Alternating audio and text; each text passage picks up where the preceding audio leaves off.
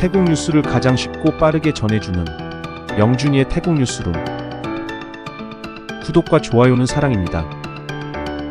영준이의 태국 뉴스룸 시작합니다. 유엔이 태국 정부에 48명의 위구르족을 중국으로 송환하려는 계획을 중단할 것을 요청했습니다. 송환 시 고문과 학대 위험이 있다며 국제법 위반이라고 지적했습니다. 48명 중 23명은 심각한 건강 문제로 의료 지원이 시급하며 이들은 2014년 체포 후 10년 이상 법적 대리인이나 가족과 접촉하지 못한 상태입니다. 유엔은 형사범죄 혐의가 없는 이들을 적절한 환경에서 구금하고 의료 및 법적 지원을 제공해야 한다고 요구했습니다. 지난 11년간 5명이 구금 중 사망했으며 유엔은 조사와 함께 불합리한 구금 시 즉각 석방을 촉구했습니다.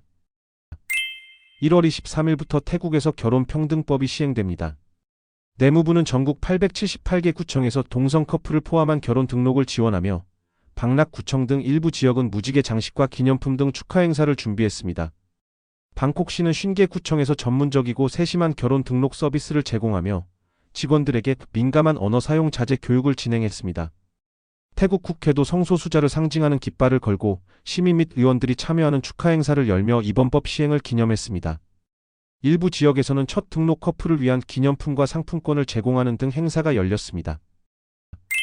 태국 정부가 패통탄 총리가 중국인 관광객들을 대상으로 인공지능 기술을 활용해 중국어로 이번 설 명절을 맞아 태국을 방문해 줄 것을 권하며 태국이 안전한 여행지임을 강조하는 영상을 공개했습니다.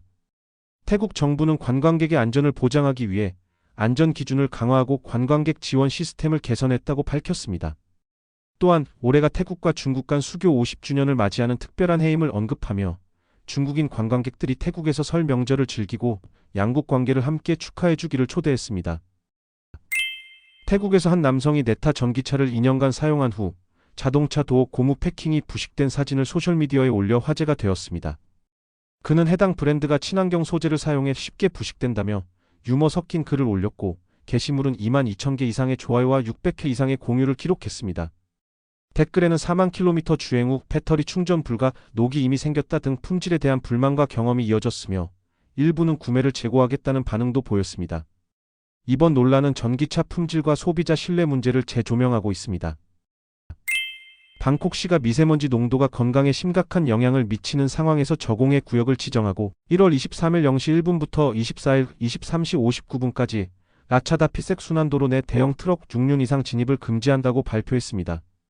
단 전기차 NGV 유로 5, 6기준 차량 및 그릴리스트에 등록된 차량은 예외입니다.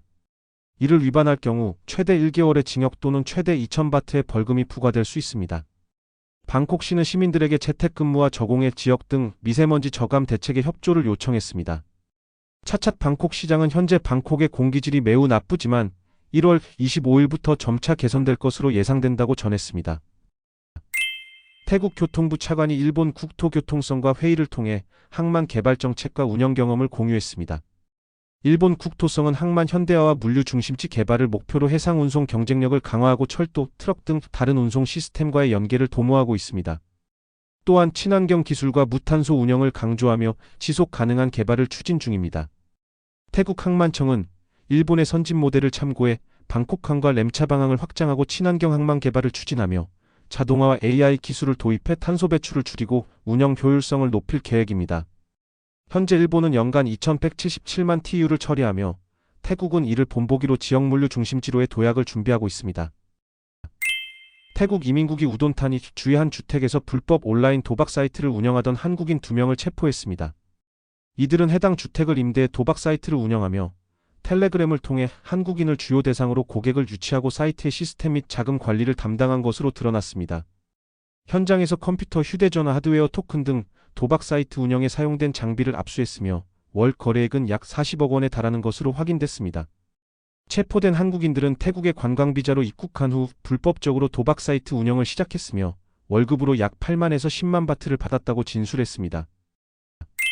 방콕시가 미세먼지 농도가 건강에 심각한 영향을 미치자 방콕 소속 103개 학교의 휴교를 발표했습니다. 차찻 방콕시장은 학교장에게 상황에 따라 학교를 임시로 폐쇄할 수 있는 권한을 부여했으며 이는 학생들의 안전과 건강을 보호하기 위한 조치라고 설명했습니다. 학교장은 미세먼지 농도가 적색 경고 수준일 경우 최대 3일까지 학교를 폐쇄할 수 있고 구청장은 7일, 교육국장은 15일, 시장은 무기한 폐쇄를 명령할 수 있습니다. 방콕시는 공립학교를 주로 관리하며 사립학교나 기타 교육기관에 대해서는 직접적인 통제권이 없음을 밝혔습니다. 이상 영준이의 태국 뉴스룸을 마치겠습니다. 감사합니다.